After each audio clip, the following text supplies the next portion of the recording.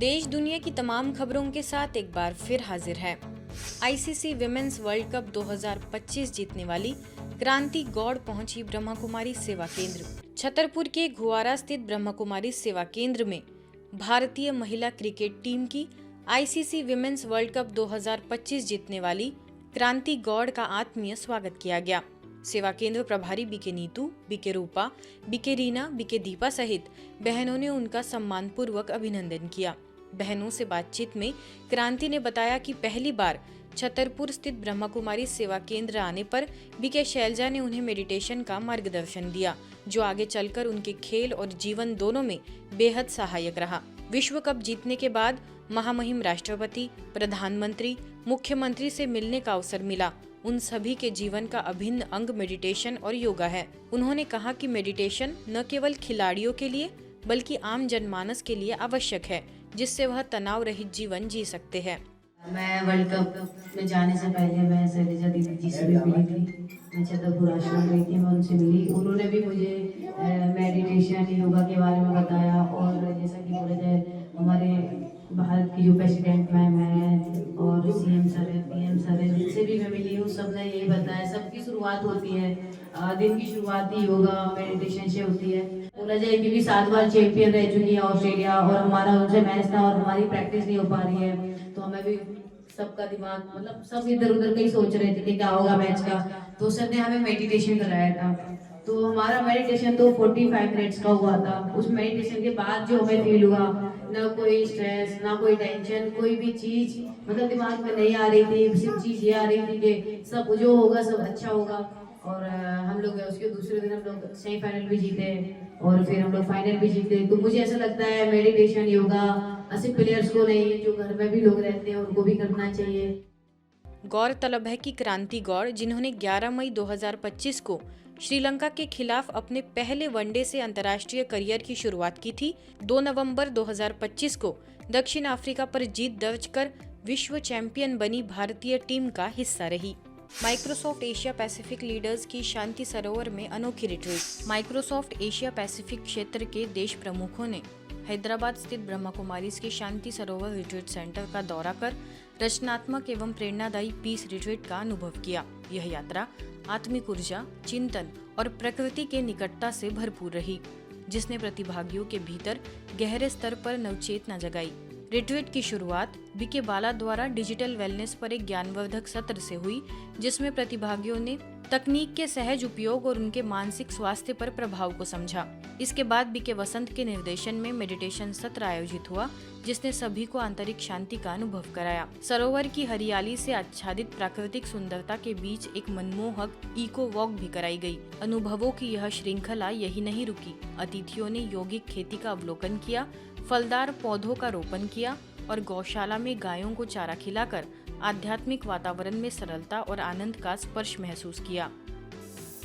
कोलकाता के गरिया सेवा केंद्र पर संस्था की अतिरिक्त मुख्य प्रशासिका राजयोगिनी बीके जयंती दीदी का आगमन हुआ। जयंती दीदी और वरिष्ठ राजयोग शिक्षिका बीके हंसा के आगमन पर सभी सदस्यों ने हर्ष से उनका स्वागत किया। योग कक्ष में कुछ क्षण ध्यान के पश्चात विधिवत ध्वजारोहण किया गया। गरिया सेवा केंद्र की प्रभारी बीके कमलिनी के निर्देशन में यह आयोजन सफल रहा। जयंती दीदी ने दादी जानकी जी के साथ के कुछ अनुभव भी साझा किए। दादी 6 मास तक ओम शांति का अर्थ हमें सुनाती रही। हर रोज दादी भिन्न भिन्न प्रकार से उसका प्रैक्टिस करती थी, फिर दूसरे दिन सुनाती थी। उस दिन मोदी जी ने भी यही कहा कि इनका ये जो मंत्र है ओम शांति का मंत्र, इसमें बहुत विशेषताएं हैं। बीके सदस्यों द्वारा इस दिन को सभी ने दिवाली के रूप में मनाया। साक्षात लक्ष्मी स्वरूपा बनकर जयंती दीदी के मुखमंडल की आभा और स्नेह की उष्मा से हर सदस्य अभिभूत हो उठा और दीदी जी को माँ लक्ष्मी के रूप में श्रृंगारित किया गया। सभी के हाथों में दीपक और हृदय में कृतज्ञता का प्रकाश, वातावरण में मधुरता और अपनत्व का सुंदर संगम देखने को मिला। बीके मधु ने कहा कि दीदी के स्नेहिल सानिध्य में मनाया गया यह दीपोत्सव केवल एक पर्व नहीं, बल्कि ब्राह्मण परिवार के प्रेम और एकता का भी उत्सव बन गया है। कोलकाता के नवनिर्मित ग्लोबल एनलाइटमेंट रिट्रीट सेंटर में शिक्षा प्रभाग द्वारा विशेष मौन आधारित प्रशिक्षण लीप यानी leadership with ethics awareness and purpose का आयोजन हुआ, जिसका उद्देश्य शिक्षकों एवं समुदाय के अग्रणी व्यक्तियों में नैतिक नेतृत्व, जागरूकता और उद्देश्यपूर्ण जीवन की भावना को सुदृढ़ करना रहा। पश्चिम बंगाल के विभिन्न भागों से आए लगभग 200 बीके शिक्षकों एवं भाइयों ने इस प्रथम प्रशिक्षण में भाग लिया। कार्यक्रम का उद्घाटन ब्रह्मा कुमारीज की अतिरिक्त मुख्य प्रशासिका राजयोगिनी बीके जयंती दीदी तथा बीके कानन ने किया। इस अवसर पर बीके सुप्रिया और मुंबई से बीके रितु ठक्कर भी मौजूद रही। हर दिन अमृत वेला से आरंभ होते हुए रचनात्मक कार्यशालाओं, चिंतन सत्रों और समूह गतिविधियों ने प्रतिभागियों को गहन आत्म अनुभूति से जोड़ा। कार्यक्रम का समापन हर शाम शांतिमय एंजेलिक वॉक से हुआ, जिसमें प्रतिभागियों ने हरियाली से भरे परिसर में आत्मिक शांति का अनुभव किया। ट्रेनिंग को करना और आगे आप ही लीड और अपने अपने सेंटर में करिएगा। इसी शुभकामनाओं से आज ये कार्य को आरंभ करेंगे। तो ये तो सही बात है कि जितने छोटे आयु से वैल्यूज़ ट्रेनिंग मिलती है, उतना जैसे ही बड़े होते हैं वो वैल्यूज़ उनके अंदर बहुत पक्की रहती है। मुझे मालूम है कि सब टीचर्स बैठे हैं, तो बाबा के टीचर्स को तो ये ज़रूर ध्यान देना होगा हम करके हर बात में फिर औरों को उस आधार पर शिक्षा दें। अव्यक्त मुरली का भी हमने बनाई है, तो उस बुक के नाम हमने रखे हैं voice of seed and voice of root. Voice of seed माना जो अव्यक्त मुरलीज हैं और वॉइस ऑफ रूट माना जो साकार मुरली यानी ब्रह्मा बाबा के आधार से जो लिया गया था, उसको नाम दिया है वॉइस ऑफ रूट। तो ये 2 बुक्स तैयार की गई हैं।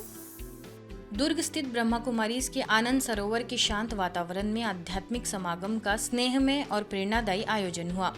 कार्यक्रम का नेतृत्व दुर्ग सेवा केंद्र की प्रभारी बीके रीटा ने किया। इस पावन अवसर पर प्रमुख अतिथि के रूप में अहमदाबाद शाहीबाग स्थित सर्चलाइट सेवा केंद्र की प्रभारी बीके विजया दीदी, बीके धनवंती, टोरंटो कनाडा से बीके लता, मुंबई से बीके नेहा तथा बीके कन्नू उपस्थित रहे। दिव्य आत्माओं की उपस्थिति से पूरा परिसर आध्यात्मिक तरंगों से भर उठा। बीके विजया दीदी ने अपने 53 वर्षों की समर्पित सेवा यात्रा का अनुभव साझा किया। साथ ही संस्था के संस्थापक प्रजापिता ब्रह्मा बाबा से मिलने का अद्भुत अनुभव भी सुनाया। दुर्ग एवं आसपास के क्षेत्रों से जुड़े सैकड़ों भाई बहनों ने इस आत्मिक पर्व में भाग लिया। मन में तो बहुत सारा सोच के गई थी, ये पूछूंगी, ये बताऊंगी, ये कहूंगी, लेकिन बाबा तो गहन तपस्या में मग्न अवस्था में थे। मैं भी जाकर के बाजू में बैठ गई, तो धीरे धीरे मुझे भी ये एहसास हुआ कि जो कुछ मुझे पूछना था वो मैं भूल गई। एक संतुष्टि आत्मा को हो गई हो, कुछ ऐसी फीलिंग आई। ब्रह्मा कुमारीज के शिपिंग एविएशन टूरिज्म विंग की रजत जयंती के उपलक्ष्य में श्रीनगर गढ़वाल सेवा केंद्र से मेरी संस्कृति मेरी पहचान अभियान की शुरुआत हुई। अंबाला से बीके शैली ने बताया कि यह अभियान श्रीनगर से शुरू होकर रुद्रप्रयाग, गुप्तकाशी, कर्णप्रयाग, ज्योतिर्मठ आदि स्थानों से होते हुए 19 नवंबर को उत्तरकाशी में संपन्न होगा। मुख्य अतिथि डॉक्टर संजय ध्यानी तथा एडवोकेट विवेक जोशी, अप्पल रतोड़ी भी उपस्थित रहे। मुख्य वक्ता बीके पीयूष, क्षेत्रीय निदेशक बीके मेहर चंद ने भी अपने विचार रखे। आगे एनएसएस छात्रों ने गढ़वाली, जौनसारी और कुमाऊनी परिधानों में उत्तराखंड की सांस्कृतिक विरासत का सुंदर प्रदर्शन किया।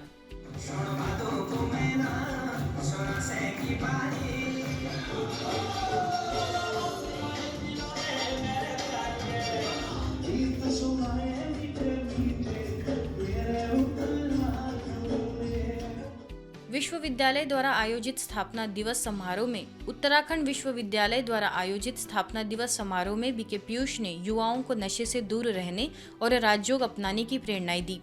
जब विवेकानंद ने भारत का नाम सुना तो उनको अच्छा नहीं लगा और वो अंग्रेजों के पास गए और उनको कहा, सुनो, आपके देश में व्यक्ति की पहचान उसके वस्त्रों से होती है।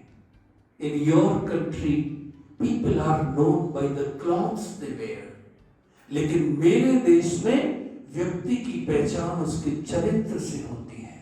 रिवरसाइड होटल मलेथा में सर्विस विद स्माइल विषय पर प्रशिक्षण सत्र आयोजित हुआ और आगे एसएसबी में स्टॉप वरिंग स्टार्ट एंजॉइंग विषय पर बीके पीयूष का प्रेरक संबोधन हुआ। इस अवसर पर डीआईजी सुभाष चंद्र नेगी को ईश्वरीय सौगात भी भेंट की गई। आज की खबरों में फिलहाल इतना ही। देश दुनिया की तमाम खबरों के लिए देखते रहिए मधुबन न्यूज।